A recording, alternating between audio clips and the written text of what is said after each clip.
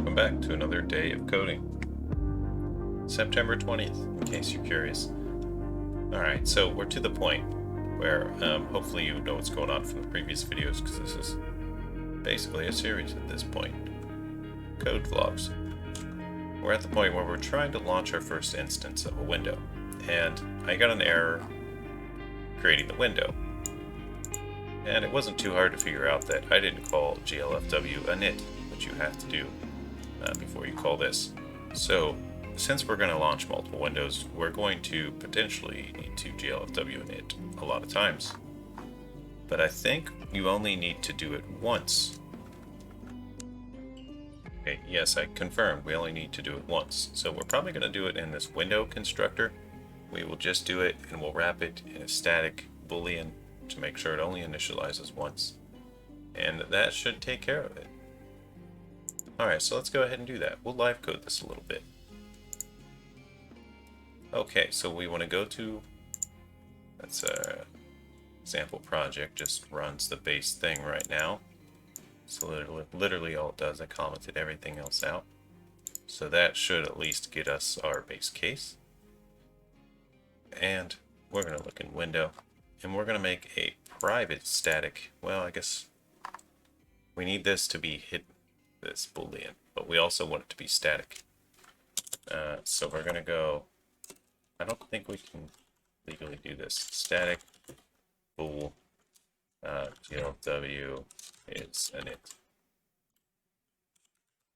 Okay, so we're put that in there. It's going to be false. It doesn't allow being initialized here. Okay, this is sort of a monkey wrench because it should be false. So let's go over here to our window and see if it allows us to set this. It does seem to, but we want to check. If it's not initialized, well, we do want to initialize, and then we'll just save that.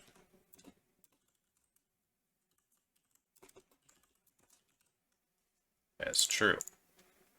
Now the problem here is, what if this default constructs to a true value? Because it could with some compilers. It shouldn't, but it might. So maybe we just put it up here. Well,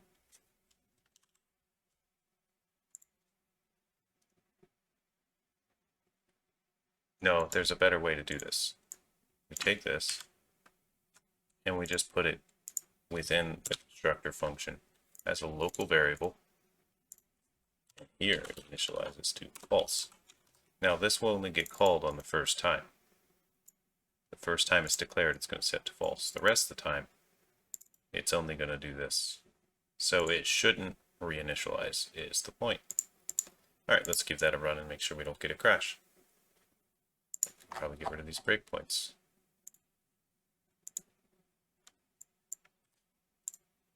Get rid of this breakpoint. Doesn't seem to allow me to just continue. Let's redo this. We should get a window popping up. Well, I guess we're not going into our loop. We did get something though, and this is it. So we have our console, and we have our glfw window. So it does seem to be initially working. Hello. Jeez. It's been so long of this restructure that it's crazy to just be excited about getting a window popping up of glfw when that's something I can do in like 5 minutes at any time. But the point is, we have a whole new structure, and with this new structure we should be able to build upon it in a way that makes more sense and is easier to maintain than we were doing before. So we're getting there. Stay tuned, because I probably got more. But right now I'm going to draft up the future plans, because that's the thing to do. You plan it out and then you code it. If you're just kind of sitting at the screen trying to figure out what to do next, it's generally feels like a waste of time. It's better to go like walk around, stretch the legs, get the blood flowing, that sort of thing. Okay, and we are making some excellent progress. The window still works great, which is ideal, but now we want to consider some further things. Okay. Oh, the defaults are beautiful though. And we want to make sure, since we support multiple windows, we want to make sure we're constructing and destructing them correctly. And that's rather important, or else we're going to have bugs down the road. So we're making some destructors. The instance is going to call delete on the window. And when the window is deleted, that's going to call the constructor over here. And the only thing it mainly needs to do is destroy this window. Everything else should deallocate appropriately. And this shared pointer should be deleted if nobody's using it. Or this one here, rather. So I put some debug statements in there for now, because it's nice to see what's going on without having to break into your code all the time sometimes. So I just, put them in debug, because why not? I know some people really don't like that, but hey, if it helps with your workflow, they all get stripped out with release anyway.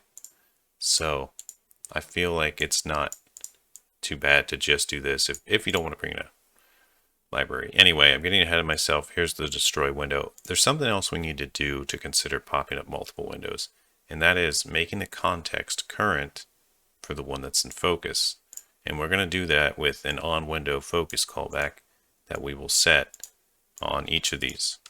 So since this takes the window, we can use our good friend get window user pointer. And now we have focus on the new window, and we can say what we want to do. The main thing we're going to need to do is make the context current for the window we just switched to. And we're going to have to do a little bit of magic with how our loop is working too, because we need to consider, should we be updating all these screens, just the one that's focused on, or what? But we're definitely only going to be pulling events from the one that's focused on, or rather applying events to the one that's focused on. But a lot of this, I guess, we have to decide how much control we want to design for the end user. And while this is designed for games, I also have a lot of other cool stuff in mind. Hence the multi-window idea coming to fruition here. All right, so yeah, I've got to set this anytime we construct a new window. It should be in our default callbacks here.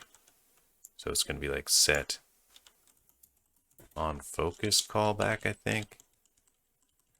Let's see if we can find it here. Focus, set window focus callback, pass it that. Let's give it the name of this here.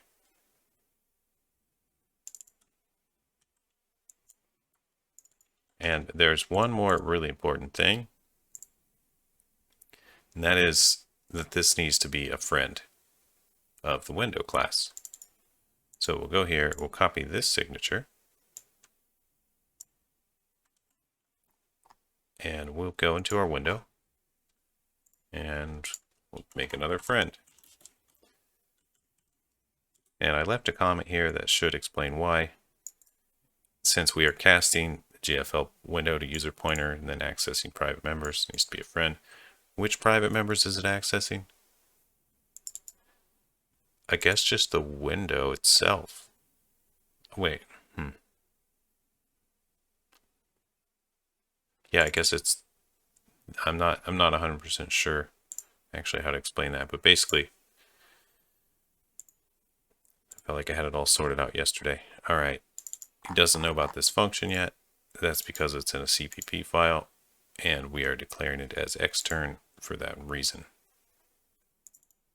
So we'll once again copy the signature, which might still be in my whatchamacallit, but anyway, let's just put it right here. Let's paste that in. And now it should know about it to be able to set it as a callback.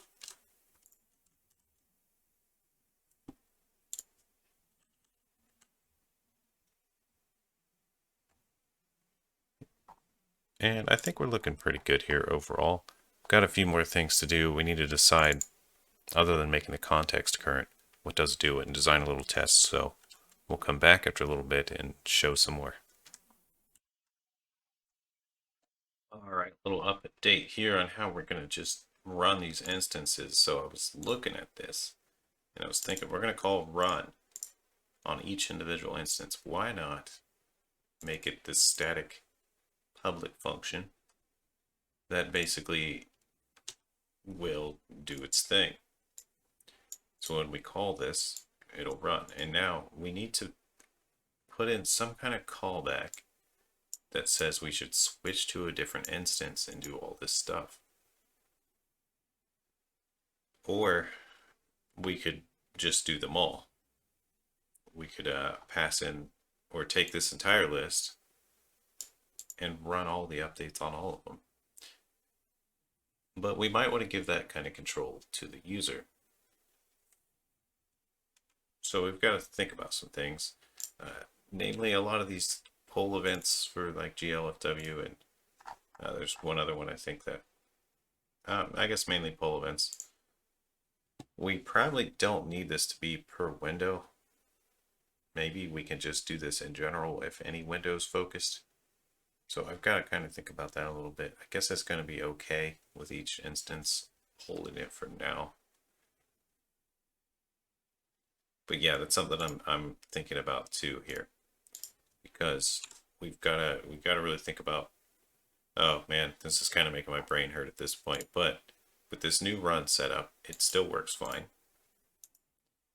But what we're doing differently here, let me just show this, is all right. This is what the public end user has access to. They can initialize instances and they can call run, and run just starts the first window.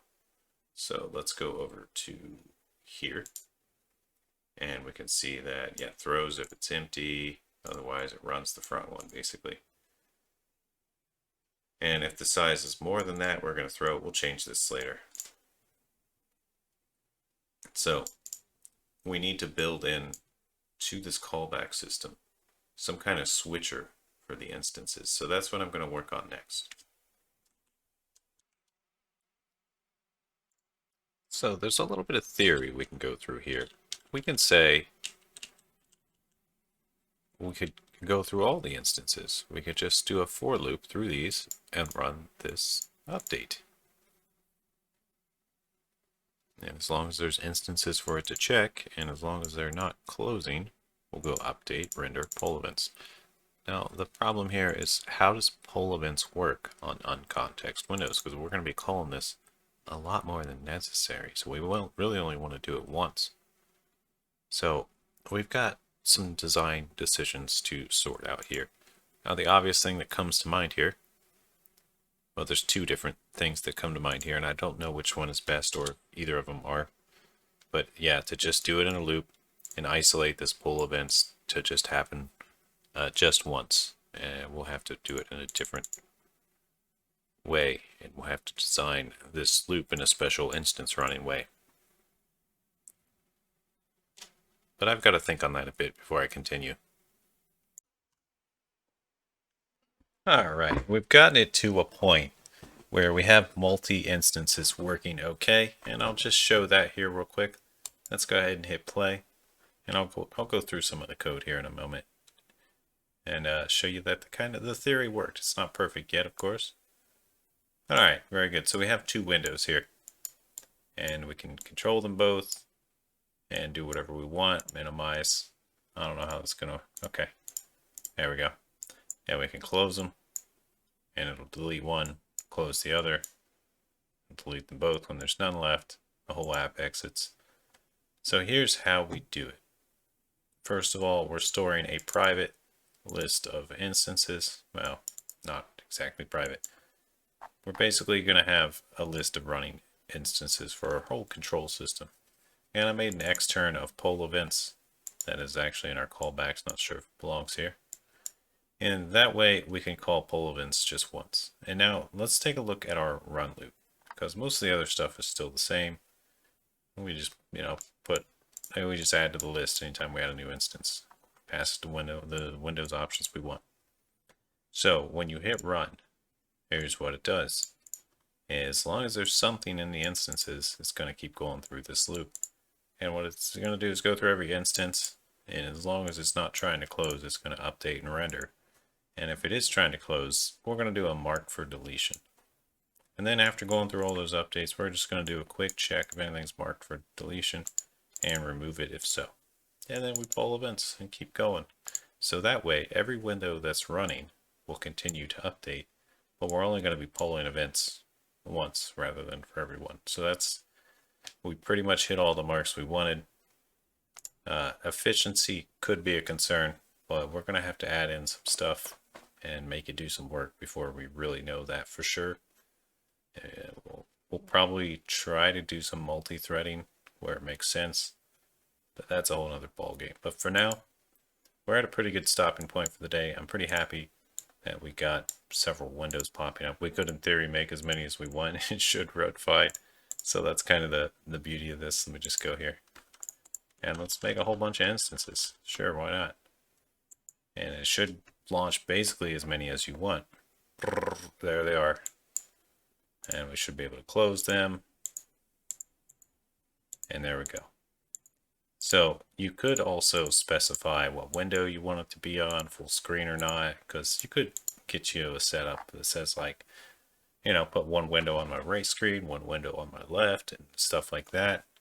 But that'll be more for the developer that's using this library to kind of have that set up depending on what they're doing.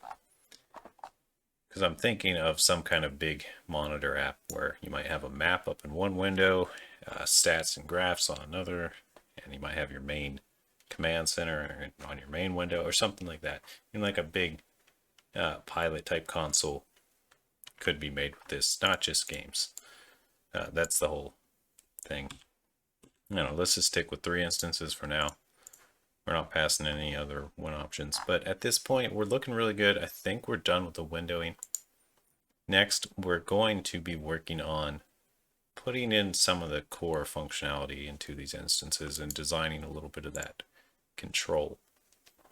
And if all goes well, we should have some OpenGL context very soon. Now, as you may have noticed, I did go ahead and add Direct3D and Vulkan folders. So we are going to try to be putting that code in there as we go as well. There's definitely going to be some time spent reorganizing the shaders. As far as we're going to probably go to some more binary format that Vulkan can use too. We want Vulkan and OpenGL and Direct3D to be able to share the same shaders is the goal. And I think I know how to do that. I just need to spend a day or two sorting it all out and implementing it. I might be able to get it done quicker than I think. I've done it before. It's just been a while. All right, well, that's probably it for this day of coding and probably this video, as we're at a decent stopping point.